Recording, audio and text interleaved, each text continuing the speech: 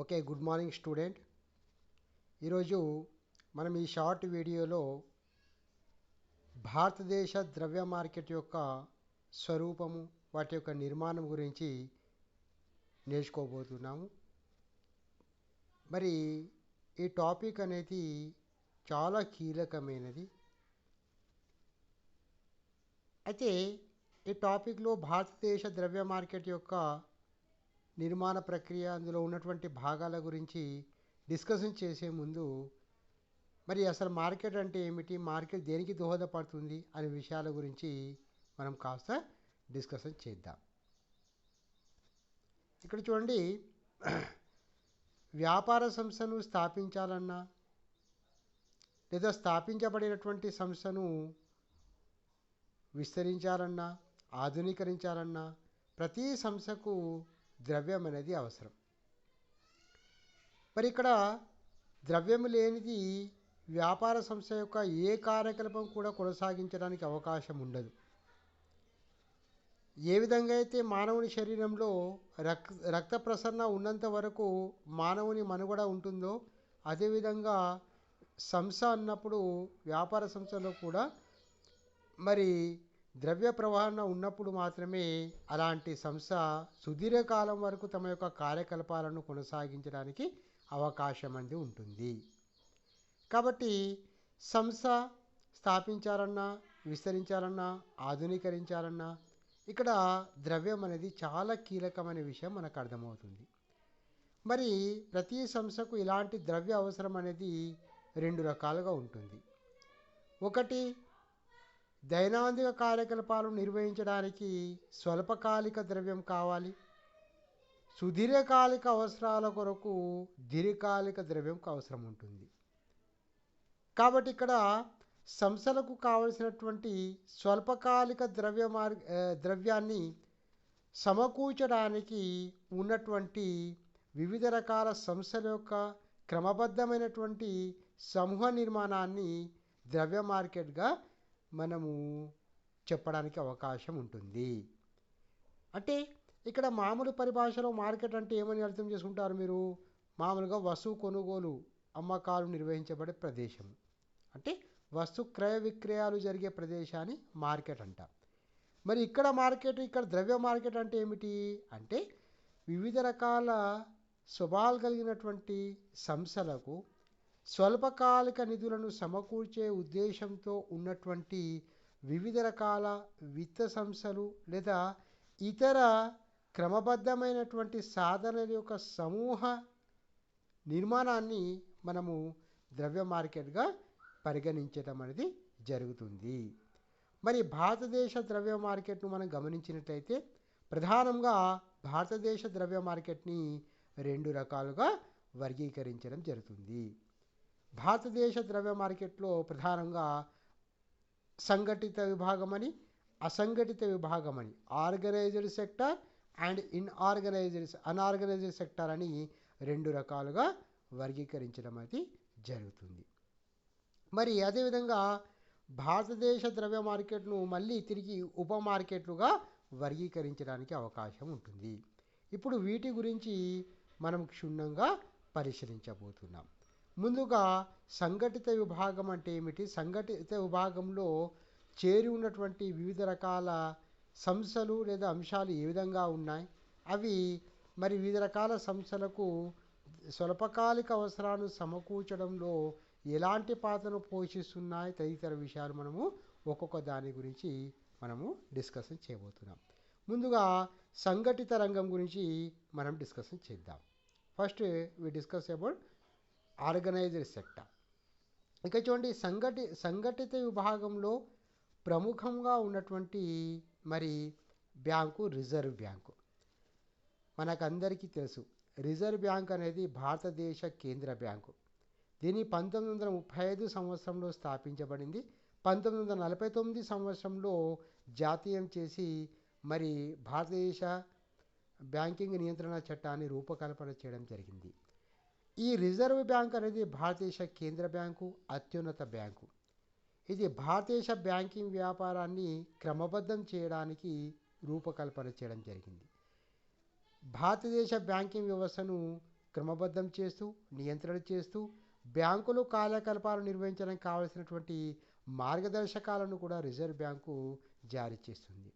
అంతేకాకుండా కరెన్సీ నోట్లను జారీ చేయడము, కేంద్ర రాష్ట్ర ప్రభుత్వాల బ్యాంకరుగా వివరించడం కూడా రిజర్వ్ బ్యాంకు నిర్వహించే ప్రధానమైనటువంటి విధులు. కాబట్టి సంఘటిత విభాగంలో అత్యున్నత శిఖరంలో ఉన్నటువంటి బ్యాంకు ఏంటంటే రిజర్వ్ బ్యాంకు. ఇది సంఘటిత విభాగం అంటే ఒక ప్రత్యేక రిజర్వ్ బ్యాంకు అజమాయిషికి లోబడి, ప్రభుత్వ ఆదేశాలకు లోబడి కార్యకలాపాలను నిర్వహించే సంస్థలు ఏవైతే ఉన్నాయో, విత్త సంస్థలు ఏవైతే ఉన్నాయో అవన్నీ కూడా సంఘటిత రంగంలోకి భాగాలు. కాబట్టి ఇందులో అత్యున్నతమైనటువంటి బ్యాంక్ ఏంటంటే రిజర్వ్ బ్యాంకు.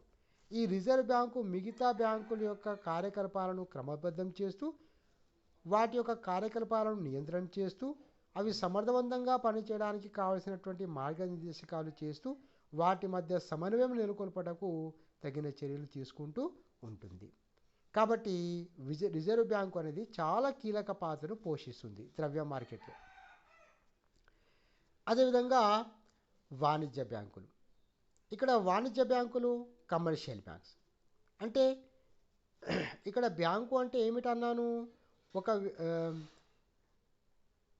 అడిగిన వెంటనే కానీ మరో సందర్భంలో కానీ తిరిగి చెల్లించే షరతుల మీద ప్రజల వద్ద నుండి డిపాజిట్లను సేకరించి వాటిని అప్పుగా ఇవ్వడం లేదా పెట్టుబడిగా చేసే వ్యక్తిని లేదా సంస్థను బ్యాంకు అని అంటారు.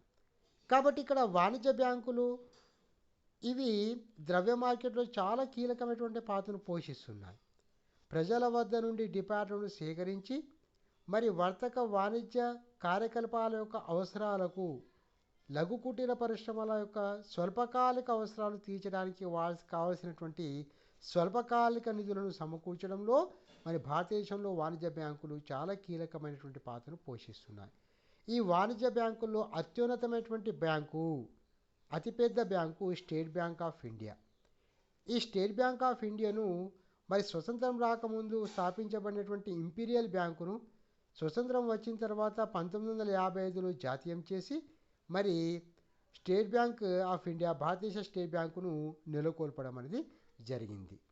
మరి ఇప్పుడు భారతదేశంలో వాణిజ్య బ్యాంకులో అతిపెద్ద వాణిజ్య బ్యాంకుగా స్టేట్ బ్యాంక్ మరి చాలా కీలకమైనటువంటి పాత్రను పోషిస్తుంది. ఇది వాణిజ్య బ్యాంక్. ఈ స్టేట్ బ్యాంక్ అనేది రిజర్వ్ బ్యాంకుకు అనుబంధంగా ఉండి దానికి చోదడువాదుగా నిర్వహిస్తూ, రిజర్వ్ బ్యాంకుకు ఒక ఏజెన్సీగా పనిచేస్తూ మిగతా బ్యాంకులను సమన్వయపరచడంలో రిజర్వ్ బ్యాంకుకు కావలసినటువంటి సహాయ సహకారాన్ని అందజేయడంలో చాలా కీలక పాత్రను పోషిస్తుంది ఈ స్టేట్ బ్యాంక్. కాబట్టి అదేవిధంగా అభివృద్ధి బ్యాంకులు. ఇక వాణిజ్య బ్యాంకులే కాకుండా మరి భారతదేశంలో వివిధ రకాల వ్యాపార కార్యకలాపాలకు అవసరమైనటువంటి ప్రత్యేక నిధులను సమకూర్చే ఉద్దేశంతో ఈ అభివృద్ధి బ్యాంకులను నెలకొల్పడం జరిగింది. భారతదేశంలో అనేక అభివృద్ధి బ్యాంకులు స్థాపించబడింది. కాలానికి అనుగుణము, అవసరానికి అనుకూలంగా మరి అటు పారిశ్రామిక రంగానికి చేదోడువాడుగా నిలవడానికి, పారిశ్రామిక రంగానికి అన్ని రకాల సహకారాలు అందించడానికి, విత్తాన్ని సమకూర్చడానికి ప్రత్యేకంగా స్థాపించబడినటువంటి బ్యాంకులు ఏవైతే ఉన్నాయో అవి అభివృద్ధి బ్యాంకులుగా పరిగణించబడతాయి. ఈ అభివృద్ధి బ్యాంకులో మనం గమనించినట్లయితే భారత పారిశ్రామిక అభివృద్ధి bank, industrial development bank of India, అదేవిధంగా ఇండస్ట్రియల్ ఫైనాన్స్ కార్పొరేషన్ లిమిటెడ్, అదేవిధంగా small industries development bank of India, export and import bank, ఈ విధంగా అనేక రకాల బ్యాంకులు మరి ప్రత్యేకంగా పారిశ్రామిక రంగ, స్వల్పకాలిక అటు అన్ని రకాల అవసరాలు తీర్చడానికి ఈ అభివృద్ధి బ్యాంకులను స్థాపించడం జరిగింది. మరి ఈ అభివృద్ధి బ్యాంకులు వివిధ రకాల వ్యాపార, వర్తక, పారిశ్రామిక సంస్థలకు కావలసినటువంటి స్వల్పకాలిక నిధులను సమకూర్చడంలో కూడా చాలా కీలకమైనటువంటి పాత్రను పోషిస్తున్నాయి. ఇందులో భారతదేశ పారిశ్రామిక అభివృద్ధి bank, industrial development corporation of India కానివ్వండి, అదేవిధంగా ఇండస్ట్రియల్ ఫైనాన్స్ కార్పొరేషన్ లిమిటెడ్ కానివ్వండి, ఇవి రెండు కూడా చాలా కీలకమైనటువంటి పాత్రను పోషిస్తున్నాయి. అదేవిధంగా పెట్టుబడి సంస్థలు. మరి భారతదేశంలో సంఘటిత విభాగంలో పెట్టుబడి సంస్థల యొక్క పాత్ర కూడా చాలా ఉంది. ఇవి అభివృద్ధి బ్యాంకులకు అనుబంధంగా కొన్ని రకాల సంస్థలను స్థాపించడం జరిగింది.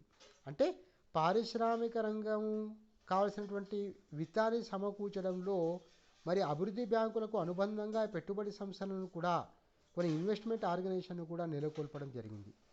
ఇవి వివిధ రకాల కార్యకలాపాల ద్వారా నిధులను సమకూర్చి పారిశ్రామిక రంగాలు జారీ చేసినటువంటి వివిధ రకాల సెక్యూరిటీలలో పెట్టుబడి పెట్టి తద్వారా వారికి కావలసినటువంటి మూలధనాన్ని సమకూర్చడంలో చాలా కీలకమైనటువంటి పాత్రను పోషిస్తాయి.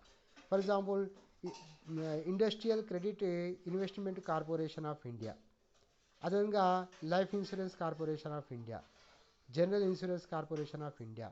ఇవి అటు మరి Life Insurance Corporation, General Insurance Corporation తీసుకున్నట్లయితే యూనిట్ ట్రస్ట్ ఆఫ్ ఇండియా, ఇవి ఇన్సూరెన్స్ కార్యకలాపాలను నిర్వహిస్తూ తద్వారా వచ్చినటువంటి ఈ ప్రీమియం ఆధారంగా అటు వివిధ రకాల పారిశ్రామిక సంస్థలు జారీ చేసే సెక్యూరిటీలలో పెట్టుబడి పెడుతూ ఉంటాయి.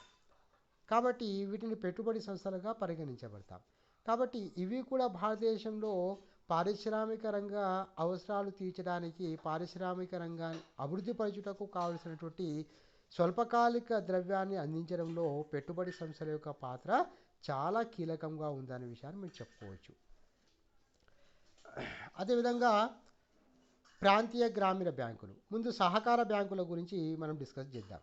మరి భారతదేశంలో స్వతంత్రం వచ్చిన తర్వాత మరి అప్పటి పరిస్థితులు మనం చూసినట్లయితే మరి గ్రామీణ ప్రాంత జనాభా అనేది విపరీతంగా ఉంది, 60 నుండి 70% వరకు. పట్టణ ప్రాంత జనాభా అనేది అప్పటికి చాలా తక్కువగా ఉంది. మరి భారతదేశంలో బ్యాంకింగ్ వ్యాపారం అభివృద్ధి జరగాలి, మరి గ్రామీణ ప్రాంతంలో ఉన్నటువంటి ప్రజల యొక్క అవసరాలు తీర్చగలగాలి, గ్రామీణ ప్రాంతంలో ఉన్నటువంటి వ్యవసాయ కార్యకలాపాలకు కావలసినటువంటి స్వల్పకాలిక నిధులను అందించగలగాలి, చిన్న తరహా చేతి వృత్తుల వారు కావలసినటువంటి స్వల్పకాలిక అవసరాలు అందించగలగాలి, వారిని వడ్డీ వ్యాపారస్తుల బారి నుండి కాపాడగలగాలి అనే ఉద్దేశంతో మరి కేంద్ర ప్రభుత్వం వాటిని గుర్తించి 1940లో ఈ సహకార చట్టాన్ని రూపకల్పన చేయడం అనేది జరిగింది. ఈ చట్టం ఆధారంగా సహకార సూత్రాల ఆధారంగా బ్యాంకింగ్ కార్యక్రమాలు నిర్వహించే సంస్థలు ఏవైతే ఉంటాయో వాటిని సహకార బ్యాంకులుగా పరిగణించబడతాయి. ఈ సహకార బ్యాంకులు మన భారతదేశంలో చూసినట్లయితే మరి 3 స్థాయిలలో, అంటే రాష్ట్ర స్థాయిలో రాష్ట్ర సహకార బ్యాంకులని, జిల్లా స్థాయిలో కేంద్ర సహకార బ్యాంకులని, గ్రామీణ స్థాయిలో మరి సహకార పరపతి సంస్థలని 3 స్థాయిలలో ఈ సహకార సంస్థలను స్థాపించి గ్రామీణ ప్రజల యొక్క అవసరాలు తీర్చడానికి, ముఖ్యంగా వ్యవసాయ అనుబంధ కార్యకలాపాల యొక్క అవసరాలు తీర్చడానికి ఈ సహకార బ్యాంకులను నెలకొల్పడం జరిగింది. ఇప్పుడు ఇవి వ్యవసాయ అనుబంధ శాఖతో పాటు గ్రామీణ ప్రాంతంలో ఉన్నటువంటి మరి సన్నకారు రైతులకు, చిన్న చిన్న వ్యాపార సంస్థలకు, అనుబంధ ఉత్పత్తుల వారికి, లఘు కుటీర పరిశ్రమల వారికి, చేతి వృత్తుల వారికి కావాల్సినటువంటి స్వల్పకాలిక ద్రవ్యాన్ని అందించడంలో ఈ సహకార బ్యాంకులు చాలా కీలకమైనటువంటి పాత్రను పోషిస్తున్నాయి. అదేవిధంగా ప్రాంతీయ గ్రామీణ బ్యాంకులు. మరి సహకార బ్యాంకులు స్థాపించిన తర్వాత ఇంకానూ గ్రామీణ ప్రాంతంలో ఉన్నటువంటి ప్రజలు వడ్డీ వ్యాపారస్తుల బారి నుండి మరి బయటకు వస్తలేరు అనే విషయాన్ని ప్రభుత్వం గుర్తించింది.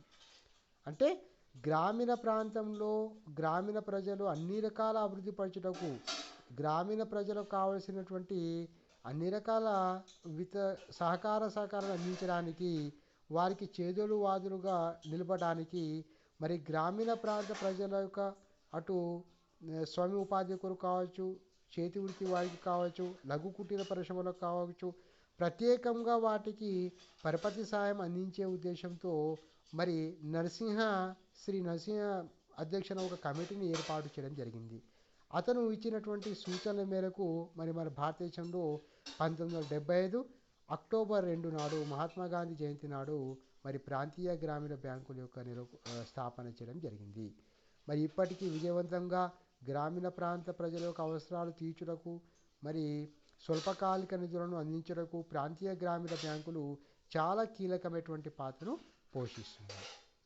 అదేవిధంగా వినిమయ బ్యాంకులు. ఇక మరి భారతదేశంలో వర్తక పారిశ్రామిక రంగాలు అభివృద్ధి చెందాలంటే పారిశ్రామిక సంస్థలు మన దేశంలోనే దేశ సరిహద్దులోనే వర్తక వ్యాపారక ప్రక్రియను నిర్వహిస్తే సరిపోదు. మన భారతదేశ వ్యాపార రంగం అభివృద్ధి జరగాలి, పారిశ్రామిక రంగం అభివృద్ధి జరగాలి అంటే మన దేశంలో పరిశ్రమలు విదేశీ ప్రక్రియలు కూడా నిర్వహించబడాలి. అంటే విదేశీ వర్తకము అభివృద్ధి చెందితేనే మన భారతదేశంలో ఉన్నటువంటి మరి పారిశ్రామిక రంగము త్వరగా అభివృద్ధి జరగడానికి అవకాశం ఉంటుందనే విషయము మనం ఇక్కడ గుర్తించాలి. కాబట్టి ఇప్పటి వరకు మన భారతదేశంలో మరి ప్రత్యేకంగా విదేశీ వర్తక కార్యకలాపం నిమిత్తము అంటే ఇక్కడ ఎగుమతి దిగుమతి కార్యక్రమాల కొరకు కావలసినటువంటి విదేశీ మారకాన్ని సమకూర్చే ఉద్దేశంతో స్థాపించబడినటువంటి బ్యాంకులు ఏవైతే ఉన్నాయో ఇలాంటి బ్యాంకులను మనము మరి విదేశీ మారకపు బ్యాంకులుగా లేదా మారకపు బ్యాంకులుగా పరిగణించడం అనేది జరుగుతుంది. మరి విదేశీ మారక బ్యాంకుల యొక్క ప్రస్థానం మనం గమనించినట్లయితే మరి భారతదేశంలో ఇవి కొత్తవి కాదు. భారతదేశానికి స్వతంత్రం రాకముందే మరి బ్రిటిష్ వారి పరిపాలన ఉన్నప్పుడే ఈస్ట్ ఇండియా కంపెనీ ఆధ్వర్యంలో విదేశీ మారక బ్యాంకు నెలకొల్పడంలో వారు తగిన ప్రోత్సాహకాలు అందించడం జరిగింది. అంటే 1870 నుండే మన భారతదేశంలో విదేశీ మారక బ్యాంకుల యొక్క ప్రస్థానం అనేది మొదలైంది. ఇప్పటి వరకు మనం పరిశీలించినట్లయితే దాదాపుగా 24 విదేశీ మారక బ్యాంకులు మన భారతదేశంలో మరి తమ యొక్క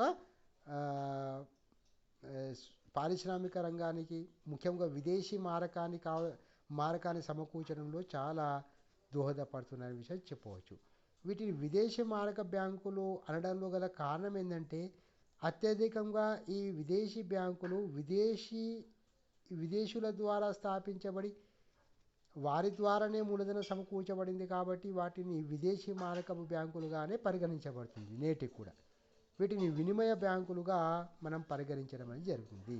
ఈ వినిమయ బ్యాంకులు ముఖ్యంగా విదేశీ వర్తకానికి కావలసినటువంటి విదేశీ మారకాన్ని సమకూర్చడంలో చాలా కీలకమైనటువంటి పాత్రను పోషిస్తూ ఉంటాయి.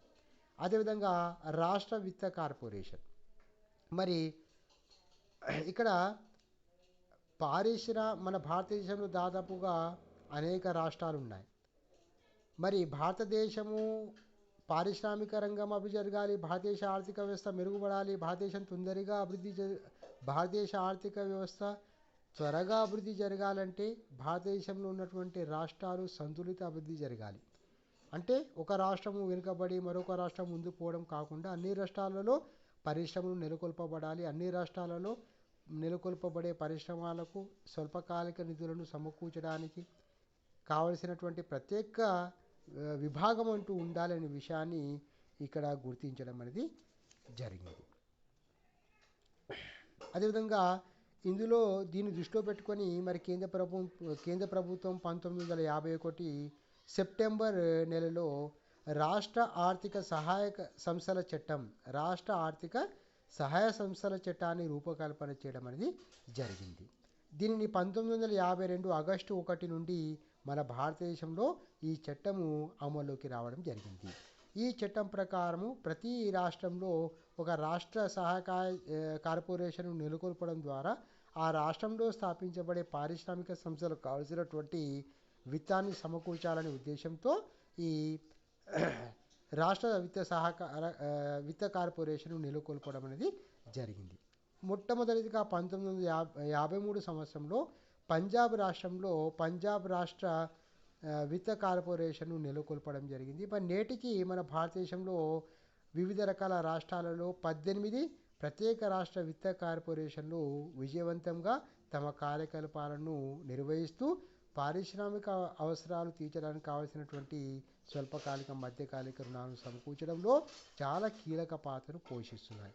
మన ఉభయ తెలుగు రాష్ట్రాల్లో కూడా మరి ఆంధ్రప్రదేశ్ రాష్ట్ర విత్త కార్పొరేషన్ను నెలకొల్పడం జరిగింది. అది కూడా మన రాష్ట్రంలో వివిధ రకాల సంస్థలకు కావలసినటువంటి స్వల్పకాలిక అవసరాలు తీర్చడంలో చాలా కీలకమైనటువంటి పాత్రను పోషిస్తున్నాయి. ఇది సంఘటిత విభాగంలో ఉన్నటువంటి వివిధ రకాల బ్యాంకులు మరియు విత్త సంస్థలు కార్పొరేషన్కి సంబంధించినటువంటి వివరాలు. అంటే సంఘటిత అంటే ప్రత్యేక ఒక క్రమబద్ధమైనటువంటి నియంతృత్వ ప్రక్రియలో నిర్వహించబడినటువంటి విత్త సంస్థల యొక్క సమూహాన్ని మనం ఇక్కడ సంఘటిత విభాగంగా నేర్చుకుంటున్నాం.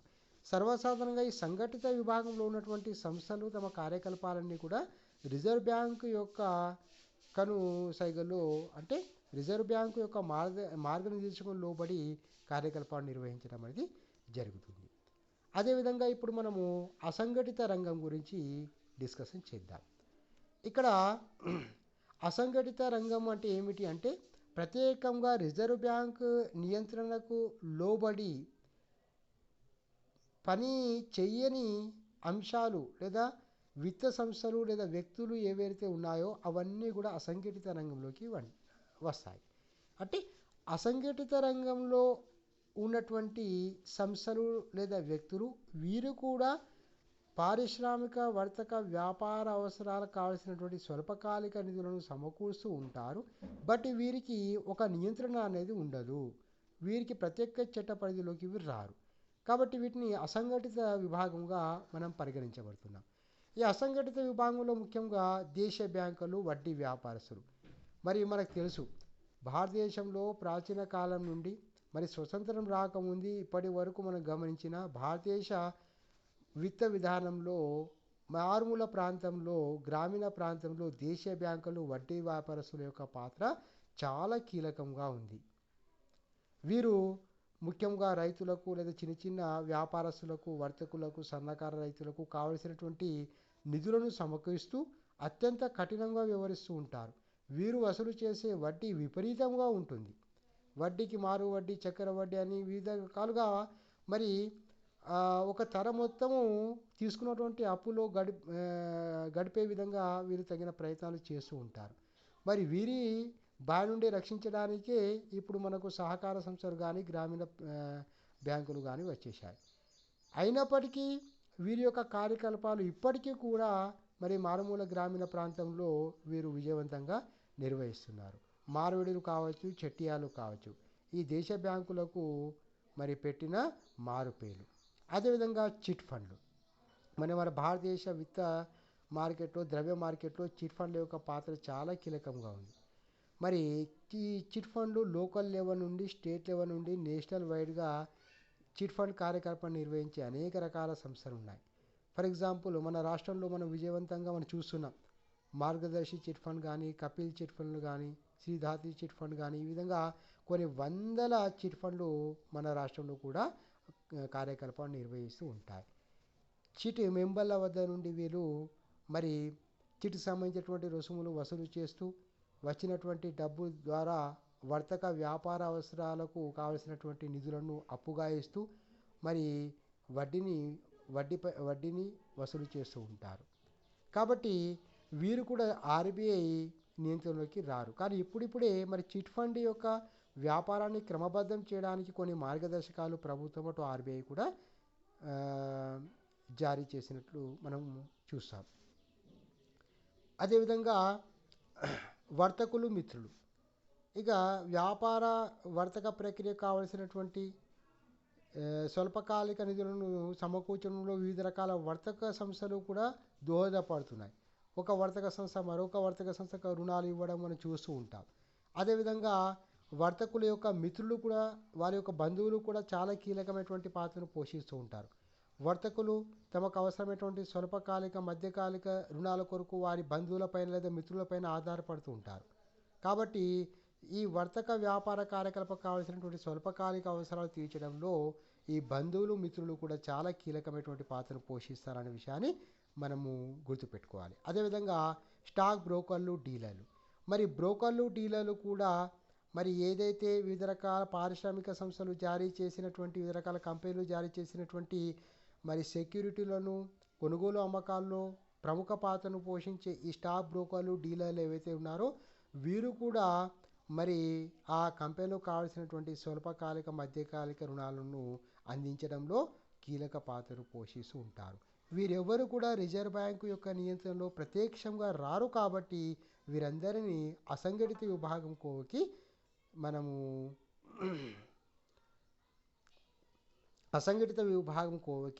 వీరిని పరిశీలించడం అనేది జరుగుతుంది. అదేవిధంగా భారతదేశ ద్రవ్య మార్కెట్ యొక్క అస్తిత్వాన్ని మెరుగుపరచడానికి మరి కొన్ని ప్రత్యేక సదుపాయాన్ని కూడా రిజర్వ్ బ్యాంక్ ఆఫ్ ఇండియా వెలుగులోకి తీసుకురావడం జరిగింది. వాటిని మనము ఉప మార్కెట్లుగా భారత ద్రవ్య మార్కెట్ యొక్క ఉప మార్కెట్లుగా పరిగణిస్తున్నాం. ఈ భారతదేశ ద్రవ్య మార్కెట్ యొక్క ఉప మార్కెట్లు అంటే ఇక్కడ సంఘటిత విభాగము అసంఘటిత విభాగంలోకి రాకుండా ప్రత్యేకంగా విత్త సదుపాయాన్ని కల్పించే ఉద్దేశంతో స్వల్పకాలిక ద్రవ్యాన్ని సమకూర్చే ఉద్దేశంతో ప్రత్యేకంగా అమలులోకి తీసుకురాబడినటువంటి విభాగం అయితే ఉందో దాన్ని ఉప మార్కెట్లుగా పరిగణించడం జరుగుతుంది. సర్వసాధారణంగా ఈ ఉప మార్కెట్లో మనం చూసినట్లయితే పిలుపు ద్రవ్య మార్కెట్ అని, బిల్ మార్కెట్ అని, డిపాజిట్ సర్టిఫికేట్ అని, వాణిజ్య పత్రాలని 4 భాగాలుగా ఉపభాగాలుగా మనం వర్గీకరించడం అనేది జరుగుతుంది. ఇందులో పిలుపు ద్రవ్య మార్కెట్, దీని ఇంగ్లీష్లో కాల్ మనీ మార్కెట్ అంటాం. సర్వసాధారణంగా ఇవి ఏం చేస్తాయంటే వాణిజ్య బ్యాంకులు వ్యాపార సంస్థ లేదా చిన్నతర పరిశ్రమల యొక్క అవసరాలు తీర్చడానికి అత్యంత స్వల్పకాలిక రుణాలను జారీ చేస్తూ ఉంటాయి. అంటే 1 నుండి 7 రోజుల కాల పరిమితి లోపు తిరిగి చెల్లించే ఉద్దేశంతో జారీ చేయబడినటువంటి రుణాలు ఏవైతే ఉన్నాయో పిలుపు ద్రవ్య మార్కెట్గా పరిగణించబడతాం. కొన్ని సందర్భంలో అదే రోజులో రుణం ఇచ్చి అదే రోజులో వసూలు చేసే అవకాశం కూడా ఇలాంటి పిలుపు ద్రవ్య మార్కెట్లో అవకాశం అనేది ఉంటుంది. కాబట్టి వీటి యొక్క duration period from 1 day to 1 week. అదేవిధంగా బిల్ మార్కెట్ మనం చూస్తున్నాం. వర్తక వ్యాపార ప్రక్రియలో బిల్కు ఉన్నటువంటి ప్రాముఖ్యత, అవునా, వర్తకం సమర్థవంతంగా నిర్వహించడానికి పరపతి లేనప్పుడు, డబ్బు లేనప్పుడు ద్రవ్యానికి బదులుగా అమల్లో ఉండే మరి అన్యాక్రాంత యోగ్యతా పత్రము ఈ బిల్ మార్కెట్లో మళ్ళీ 2 ఉపభాగాలుగా వర్గీకరించడం జరిగింది. వాణిజ్య బిల్లులు, ట్రెజరీ బిల్లులు. ఈ బిల్ మార్కెట్లో ఏం చేస్తాయి, వర్తక వ్యాపారం సంబంధించినటువంటి బిల్లు ఏవైతే ఉంటాయో అవన్నీ కూడా కొనుగోలు అమ్మకాలు లేదా డిస్కౌంట్ కార్యకలాపాలు ఇక్కడ నిర్వహించబడతాయి. వాణిజ్య బిల్లులు అంటే వాణిజ్య అవసరాల కొరకు వర్తకులు పరస్పరంగా రాసి ఆమోదం తీసుకున్నటువంటి బిల్లులు ఈ బిల్ మార్కెట్లో డిస్కౌంట్ చేసుకొని రుణ సదుపాయం పొందడానికి అవకాశం అనేది కల్పించబడుతుంది. ఓకే. అదేవిధంగా ట్రెజరీ బిల్లులు సర్వసాధారణంగా ఈ రకమైనటువంటి బిల్లును ద్రవ్యాన్ని సమకూర్చే ఉద్దేశంతో, ముఖ్యంగా ద్రవ్యాన్ని సమకూర్చే ఉద్దేశంతో రిజర్వ్ బ్యాంక్ ఆఫ్ ఇండియా 91 రోజుల కాల పరిమితి నిమిత్తము జారీ చేసే బిల్లులను ట్రెజరీ బిల్లు అని అంటారు. ఆర్బీఐ సర్వసాధారణంగా ఈ ట్రెజరీ బిల్లులను జారీ చేసినప్పుడు వివిధ రకాల వాణిజ్య బ్యాంకులు ఈ ట్రెజరీ బిల్లులను కొనుగోలు చేయడం జరుగుతుంది. 91 రోజుల గడువు కాలానికి ఈ బిల్లు ప్రధానంగా జారీ చేయబడతాయి. 91 రోజుల తర్వాత తిరిగి చెల్లించే షరతుతో ఈ బిల్లులను జారీ చేయబడతాయి. అదేవిధంగా డిపాజిట్ సర్టిఫికేట్లు, అదేవిధంగా వాణిజ్య పత్రాలు. అయితే ఈ డిపాజిట్ సర్టిఫికేట్లు, వాణిజ్య పత్రాలు మనం చూసినట్లయితే భారతదేశ ద్రవ్య మార్కెట్లో నూతన ఉత్సాహాన్ని తీసుకురావాలనే ఉద్దేశంతో మరి సత్వర స్వల్పకాలిక అవసరాన్ని సమకూర్చాలనే ఉద్దేశంతో RBI Reserve Bank of India 1989లో ఈ 2 ప్రత్యేక ఉపవిభాగాలను సృష్టించడం జరిగింది. ఇందులో డిపాజిట్ సర్టిఫికేట్లు ఏవైతే ఉన్నాయో ఇవి వాణిజ్య బ్యాంకులు జారీ చేయడం జరుగుతుంది. సర్వసాధారణంగా వీటి యొక్క ముఖపత్ర విలువ 25 లక్షల తక్కువ కాకుండా 25 లక్షల నుండి 1 కోటికి తగ్గకుండా, కనీసం 1 కోటికి తగ్గకుండా ఈ డిపాజిట్ సర్టిఫికేట్లను వాణిజ్య బ్యాంకులు మరి రుణాన్ని పారిశ్రామిక వర్తక వ్యాపార కార్యకలాపాలకు కావాల్సినటువంటి స్వల్పకాలిక రుణాలని సమకూర్చే ఉద్దేశంతో ఈ డిపాజిట్ సర్టిఫికేట్లను ప్రజలకు జారీ చేయడం అనేది జరుగుతుంది. వీటి యొక్క ముఖపత్ర విలువ సంవత్సరంగా 25 లక్షల నుండి 1 కోటి వరకు ఉంటుంది. సర్వసాధారణంగా 3 నెలల నుండి మరి 1 సంవత్సర కాల నిమిత్తం ఈ డిపాజిట్ సర్టిఫికేట్ను జారీ చేయడం అనేది జరుగుతుంది. అదేవిధంగా వాణిజ్య పత్రాలు, కమర్షియల్ పేపర్. సర్వసాధారణంగా డిపాజిట్ సర్టిఫికేట్లు మాదిరిగానే రిజర్వ్ బ్యాంక్ ఆఫ్ ఇండియా 1989లో ఈ వాణిజ్య పత్రాలను కూడా ద్రవ్య మార్కెట్ ఉపవిభాగాల్లోకి తీసుకురావడం జరిగింది. దీని యొక్క ముఖ్య ఉద్దేశం ఏమిటంటే లిస్టెడ్ కంపెనీ యొక్క స్వల్పకాలిక అవసరాలు తీర్చడం. ఈ సదుపాయం వలన లిస్టెడ్ కంపెనీలు, నమోదు కాబడినటువంటి కంపెనీలు 25 లక్షల ముఖపత్ర నుండి 1 కోటికి తగ్గకుండా ఈ వాణిజ్య పత్రాల ద్వారా వాణిజ్య బ్యాంకుల నుండి లేదా ఇతర ప్రజల నుండి 3 నెలల నుండి 6 నెలల గడువు కాలానికి స్వల్పకాలిక అవసరాలు మరి తీసుకోవడానికి అవకాశం అనేది కల్పించడం అనేది జరిగింది. సర్వసాధారణంగా లిస్టెడ్ కంపెనీలు ఏవైతే 5 కోట్ల నికర విలువ 5 కోట్ల నికర విలువ కలిగి ఉండి 5 కోట్ల నికర విలువ అదేవిధంగా 5 కోట్ల చరమూలధనము కలిగి ఉన్నటువంటి కంపెనీలు ఏవైతే ఉన్నాయో అలాంటి కంపెనీలు మరి ఈ వాణిజ్య పత్రాలను జారీ చేయడం ద్వారా స్వల్పకాలిక నిధులను సమకూర్చుకోవడానికి అవకాశం అనేది కల్పించడం జరిగింది. ఓకే స్టూడెంట్, ఇది మన భారతదేశంలో ఉన్నటువంటి ద్రవ్య మార్కెట్ యొక్క స్వరూప నిర్మాణము. కాబట్టి భారతదేశ ద్రవ్య మార్కెట్ను మనము గమనించినట్లయితే ముఖ్యంగా 2 భాగాలుగా ఉంటుందనే విషయాన్ని మనం ఇక్కడ గుర్తించాలి. సంఘటిత విభాగం అని, అసంఘటిత విభాగం అని. సంఘటిత విభాగం అంటే రిజర్వ్ బ్యాంకు యొక్క నియంత్రణకు లోబడి కార్యక్రమం నిర్వహించే సంస్థలను సముదాయాన్ని సంఘటిత విభాగం అని, రిజర్వ్ బ్యాంకు యొక్క నియంత్రణలో ప్రత్యేకంగా లేనటువంటి విభాగాన్ని అసంఘటిత విభాగం అని, అదేవిధంగా సంఘటిత విభాగం అసంఘటిత విభాగంలో కాకుండా ప్రత్యేకంగా విత్తాన్ని సమకూర్చే ఉద్దేశంతో ప్రత్యేకంగా తీసుకురాబడినటువంటి సదుపాయాలు ఏవైతే ఉన్నాయో వాటిని ఉప మార్కెట్లుగా వర్గీకరించబడింది. ఇది విద్యార్థులు భారతదేశ ద్రవ్య మార్కెట్ యొక్క స్వరూప నిర్మాణము. కాబట్టి ఇది బ్యాంకింగ్ సబ్జెక్ట్లో చాలా కీలకమైనటువంటి topic. Thank you very much.